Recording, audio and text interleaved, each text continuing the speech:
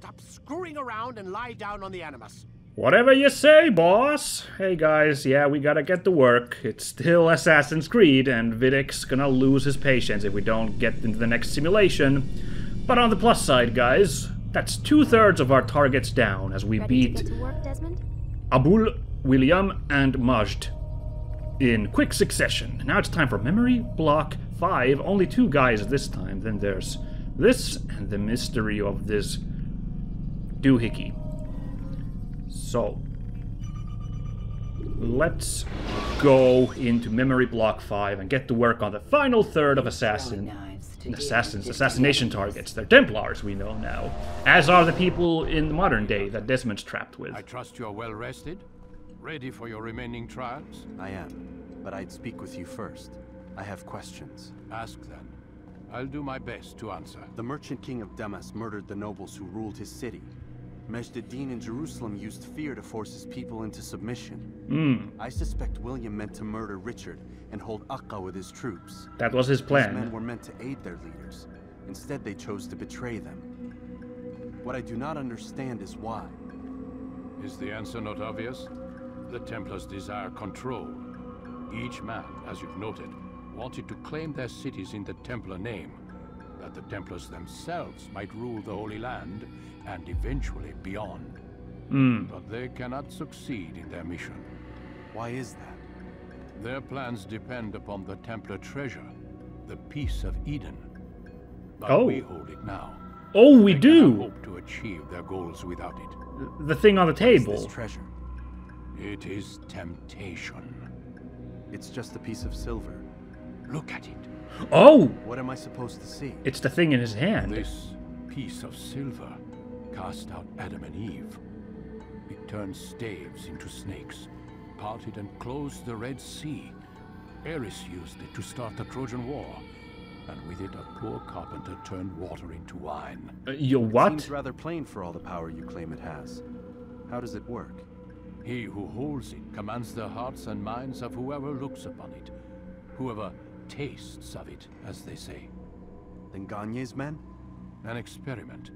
Herbs used to simulate its effects, to be ready for when they held it. Talel supplied them. Tamir equipped them. They were preparing for something. But what? Crazy. War. And the others, the men who ruled the cities, they meant to gather up their people, make them like Gagne's men. The perfect citizens, the perfect soldiers, a perfect world. Robert de Sable must never have this back. So long as he and his brothers live, they will try. Then they must be destroyed. Which is what I've had you doing. There are 2 more Templars who require your attention. One in Acre, known as Sibran. One in Damas, called Jubair. Visit with the Bureau leaders. They'll instruct you further. As you wish. Be quick about it. No doubt Robert de Sable is made nervous by our continued success. His remaining followers will do their best to expose you. They know you come, the man in the white hood. They'll be looking for you. They won't find me. I'm but a blade in the crowd. Here, my gift to you, in gratitude for the good work you've done. Oh, thanks, boss. Okay, what is he giving us? I hope it's not that piece of Eden thing. That seemed a little bit risky. Got a fancy new straight sword. Okay. Defense break. You can practice in the courtyard. Alright, defense break. Let's find out what that is. This was interesting because I've made reference before that I know what the meta plot of Assassin's Creed is. It's the war between Templars and Assassins. Now, I know that the series has some sci-fi-ish elements, or maybe fantasy. I'm not sure which one it is, but I don't actually know about that stuff. So, this stuff about this piece of Eden, which has received references previously in this game, and now we got more elaboration on, that's completely new to me. So, it actually sounded for a minute like it was the Apple of Eden, seeing as he referred to all those events in Eden, but then he talked about Troy and Jesus and... okay. So the Apple of Eden continued... How did I do this? I'm being silly. Continued passing around after Adam and Eve supped upon it. I mean, okay. Someone's gonna correct me. The forbidden fruit, it's never elaborated that it's actually an apple, but... The pomegranate of Eden doesn't have quite the ring now, does it? So... Alright, well, let's go take care of this defense break while we wonder what the heck... That was a lot of knowledge bombs. I'm a little confused as to what is this game gonna save for its finale, for its reveals, because we've gotten the two big ones, that these people were slaying our Templars, and that the Abstergo guys in modern day are still Templars. And now we got this whole skinny bob about the piece of Eden and its supposed powers. For now, it just seemed to be a doohickey in that receptacle, that phylactery, if you will. But I guess what we really need, seems to be the obvious thing, is to see the powers of this piece in actual action. Seems like what would be the fitting end for this game. We'll see. So Sibrand and Jubair, was it? A guy in Acre and a guy in Damascus. No surprises there. I'm not surprised that they're saving Jerusalem for last. Although the order he said it was actually first Acre, then Damascus. Maybe we're going to Acre first after Sibrand. I don't know. First, let's check defense break. It seems my students do not fully understand what it is to wield the blade. Perhaps you could show them what you know. Defense breaks. Teach me, O wise one, as to what this new technique is. Right after a step. No, I'm not even sure which button that is.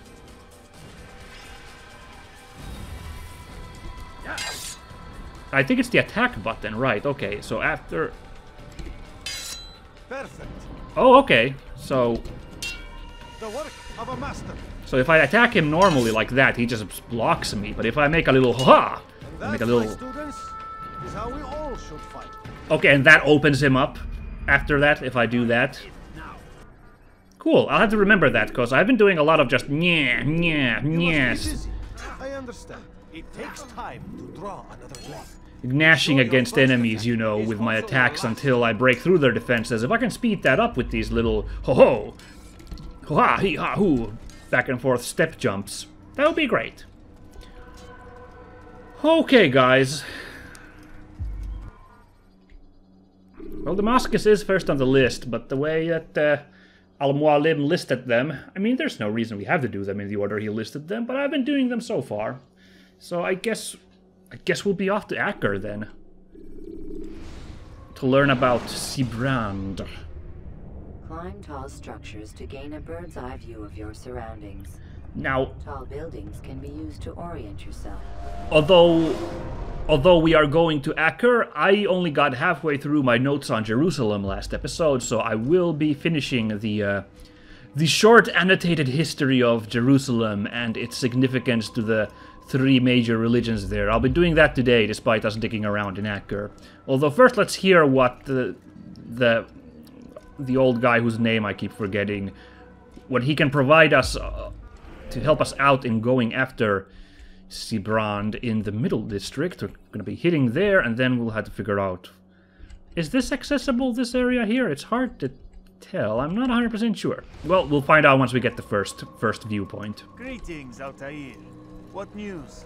Al-Mualim has named another. Calls himself Sibrand. I am familiar with the man. Newly appointed leader of the Knights Teutonic.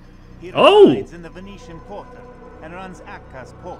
I'll start my work at once. Neat. Here are the places where you should focus your search. On the docks east of here, among the ships and their crews. Okay, we're going At there. the chapel to the northeast, near the cross overlooking the port. Oh. And to the north, in front of St. John's Gate. This is most helpful. My thanks for the guidance. Altaïr, Yes, Rafiq. I owe you an apology. What? For what? For doubting your dedication to our cause. No, it was I who erred. I believed myself above the creed. You owe me nothing. As you wish, my friend. Go in safety. Oh, that was kind of nice. Both of them being a little humble there. He was super helpful this time too. I can't remember, is he or the guy in Damascus the one who's always kind of subtly shitting on Altaïr while providing faint praise? I can't remember for sure. Okay, so we got the port. We had, I don't remember what building he said, but it was right north of the port, and then near the gate, so I'm gonna guess over there, or, oh, actually probably over there. So we're gonna make a loop like this, which, okay, well, obviously I could have made a loop like this, but I'm gonna make a loop like this. So that's a perfect plan.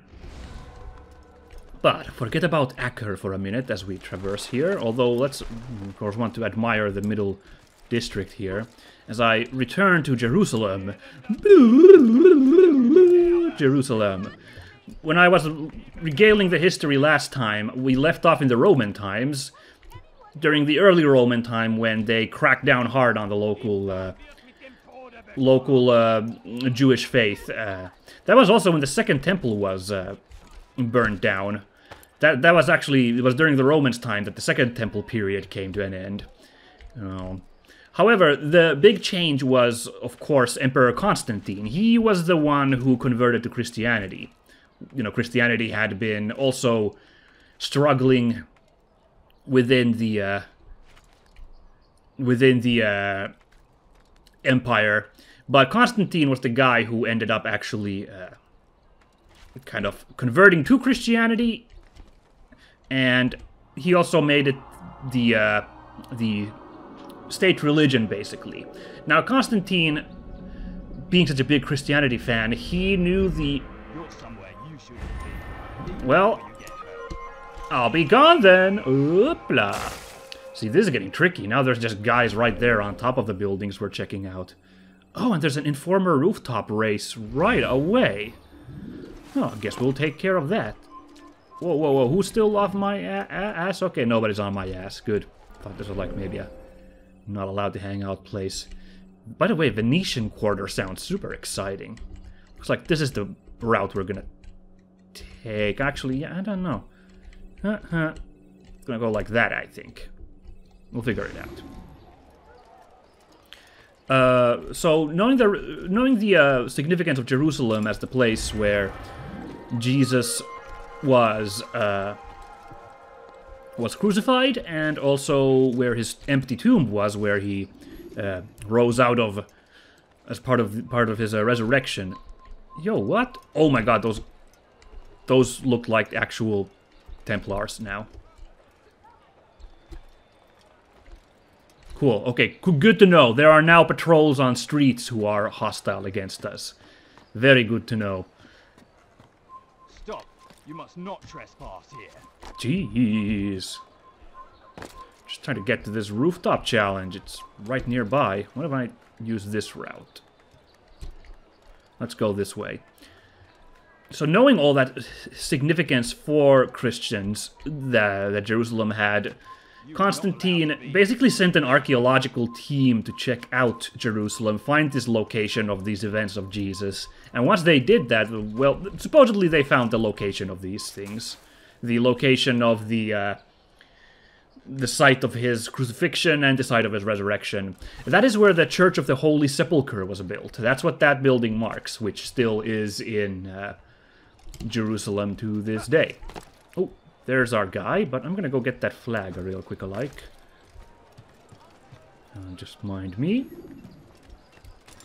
No, just a straight up... Ooh, a Teutonic flag. Oh, hold on. No, we only got 2 Teutonic flags. Looks like there's different flags in different areas of Acre? Okay. By the way, I find it nuts that we're going after the Knights Teutonic now. We already took care of the Grandmaster of the Hospitallers. We're like duking it out with the Templars throughout the game, and now we've got the Knights Teutonic in our crosshairs? Man, we're just taking out all the orders here. So that's when Christianity got its foothold in Jerusalem, and Jerusalem gained its religious and historical significance in the Christian faith was due to Constantine's work and sponsorship of that area. And it would last underneath the Romans and then the Byzantines until we get to the 600s, when its significance to the Muslim faith would appear. And I'll get to that once we're done with this rooftop challenge. Oops, that's the wrong button. First we're gonna for information on look in. Karam's found something you'd probably find useful. Oh, Best track him down if you want it. got a minute and 30 to get to this guy. Where is he? Just running behind these guys.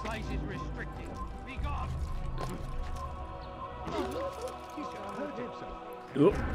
Oh, this is taking a little long doing this climb. I thought I could... Oh! Alright, well that hop saved me some time, but... You're not supposed to be here. No, I gotta... Boogie, no time to jump in there. Oh, this is gonna hurt. Oh, geez, we're running a little low here. There's only less than a minute left. Oh, shit! And then those guys. Yeah, this'll do well nicely. This is actually perfect. Getting up to this rooftop. Assuming that Street Patrol is still after my ass. Oh, I see him. Okay, cool.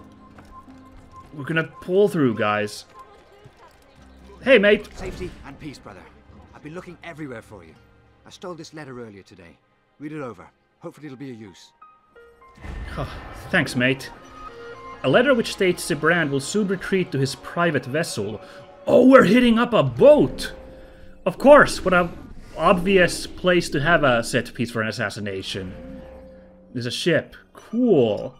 Sibrand will soon retreat to his private vessel, believing himself safe surrounded by water. It will be difficult to approach his ship unseen, but I will find a way. Master, the situation here is dire. Stories of the assassins and their evil deeds continue to plague me. Our losses at their hands have been substantial, both in Acre and our other holdings. I fear they come for me next. I have asked my men to increase their patrol throughout the city, and especially the docks, but they have proven quite resourceful. Can I even trust my men? How many of them might be in league with our enemy? I have made plans to move the sea. As soon as she is ready, I intend to board my ship and be away. It is perhaps the safest course of action. Well, yeah, he's got a point. This game doesn't have swinging mechanics yet, so he would be safe from us on the open sea. Surrounded by water and guarded by my most loyal men, it will be difficult for anyone to approach unseen.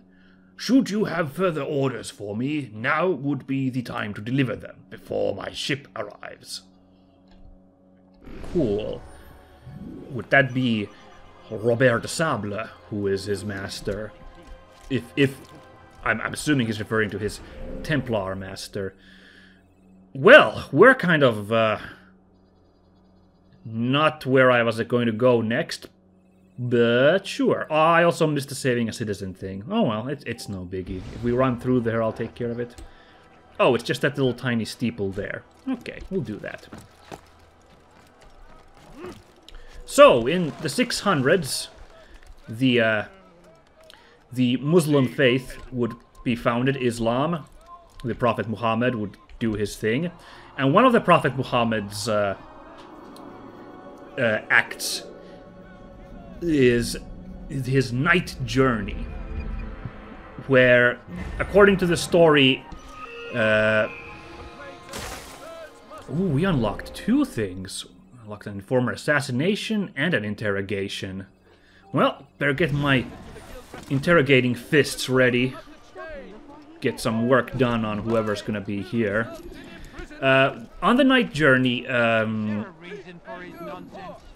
Muhammad basically traveled on the back of a winged beast across the Arabian Peninsula to the farthest mosque, which has, according to story, been indicated as Al-Aqsa Mosque in Jerusalem, which is right next to the dome of the mosque. Dome of the mosque? Dome of the rock. My bad, I said the wrong thing. Those are like the two most important buildings in Jerusalem for Islam. At the Al-Aqsa Mosque, Muhammad led a sermon, and then he ascended to heaven, which I couldn't exactly find out what exactly that meant. It seems like it's a bit of a... It's a very open to interpretation. Either a spiritual journey to heaven, or he actually flew up there. I mean, if he flew on this flying creature to Jerusalem, I guess he could have also hitched a ride to heaven. I don't know. So this is the guy we must be after. No exceptions, no delays. All vessels must be cleared of crew and cargo. Captains are to present themselves to a representative from the Teutonic Order for reassignment. Interesting. Any attempt to maintain possession of a claimed vessel will be punished severely. Sounds like Sibrand is clearing the docks. Curious. Now we will follow this guy, as per usual. Try to figure out a place where... we can... a nice secluded place where we can give him a jolly walloping. Just let that knight pass by. Are these Teutonic guys then? Not the Templars. The logo is very similar. I believe the Teutonic Knights have a black cross, whereas the Templars have a red one. I believe that's how you're supposed to tell which one they are. But I can't, in this lighting, I can't quite tell. Oh my, now they're... This is getting ridiculous. Now there's two of them. Oh, jeez. Alright, I think they got sick. Oh yeah, that looks like a black cross on those guys' tabards. I don't know, a tabard is one of those hangy things, right? What's a tunic, I think is the word I'm looking for. Man, there is a lot of guards here. Finding a spot to take this guy out is a little challenging. Oh, sorry, but peace be upon you too, sir. Hello. But let's not give this up. There's so many. These regular thugs, and then there's Teutonic Knights everywhere. Oh boy. I'm gonna have to look up the Teutonic Order for next episode, aren't I? I don't know a lot of them beforehand. I do know that... Okay, we've got... There's no... Oh shit! I thought, you know, that we weren't under watchful gaze, so I thought we could do this, but there were these guys after all. Great.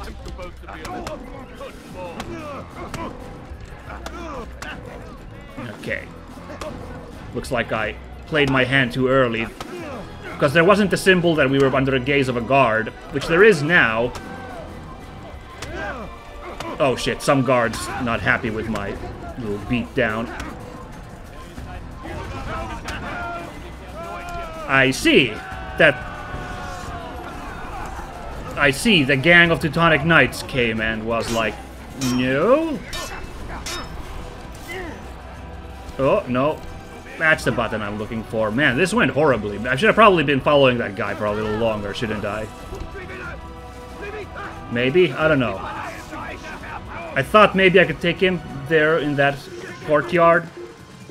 Wasn't a great plan, now was it? Oh well.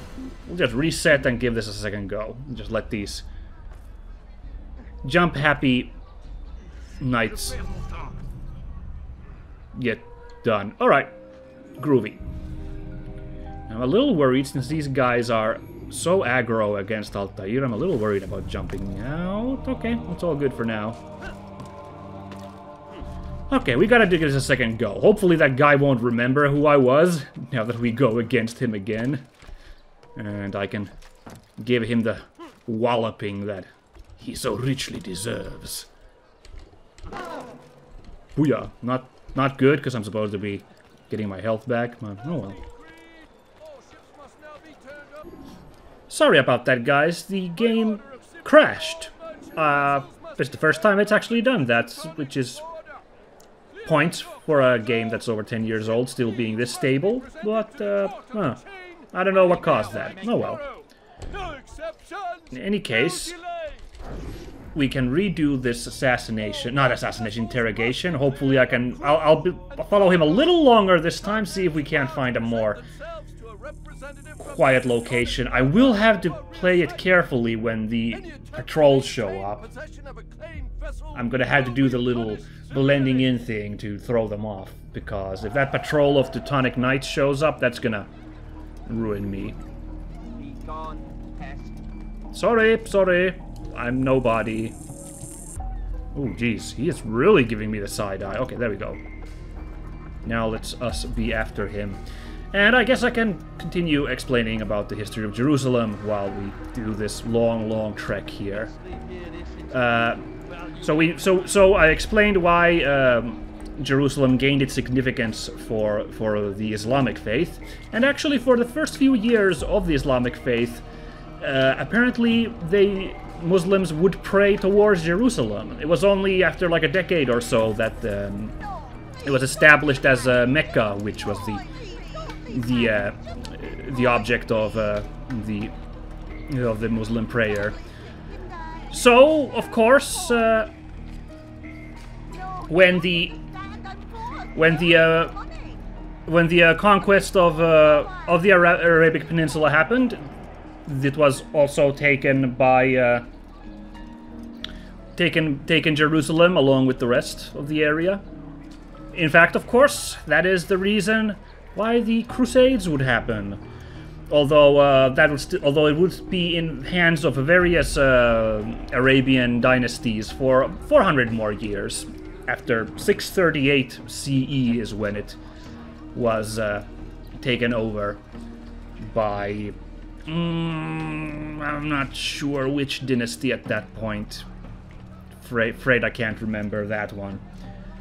Then 1099, of course, the Crusades happened, and I'll go through those a little quickly, since we've talked about them a lot. You know the story. A small group of Frankish crusaders showed up in 1099, and using the internal struggle of the various sultanates in the area to their advantage, they were able to capture Jerusalem, which they would hold for a very long time. The Second Crusade would happen. That was when Jerusalem was still a holding of the Crusaders. Then Saladin showed up and took over, which spurred the Third Crusade, which we are playing through right at the moment. And of course, after that, it would be in Saladin's, the Ayyubids, and later the Mamluks' hands, until a brief period in, I forget which crusade. I think the 6th one maybe managed to very briefly retake it for the Crusaders. But it went long enough, and yeah. It went on long enough, and yeah, it fell back into the Muslim hands, where it would last in that state for a very, very long time. Now, after the Crusades ended at the end of the 1200s CE, basically, Jerusalem actually stopped being all that important. Despite all these religious significance for these three major faiths now, Jerusalem's standing kind of fell to the wayside during that time. I suppose it's because since it was in Muslim control at this point in I think Mamluk dynasty, and the importance of Jerusalem had fallen next to Mecca and Medina. I'm guessing because of that, Jerusalem wasn't that high on their priorities. Maybe? I don't know. Now there's still a... Oh no, one of these guys... One of those weirdos. Great. Okay, now these guys will attack me. I know, we found out last time, so... Still gotta play a little more carefully. There's so many guys here. This is such a tough job. I'm not sure when I'm supposed to take this guy down. I think we're going way back to where we started our little roulette, so this is a tricky business indeed. I think it's gonna have to be that back alley where we were a second ago. I think. There weren't any guards there, just those thugs, so maybe I just have to survive against a couple of these. Against these ruffians.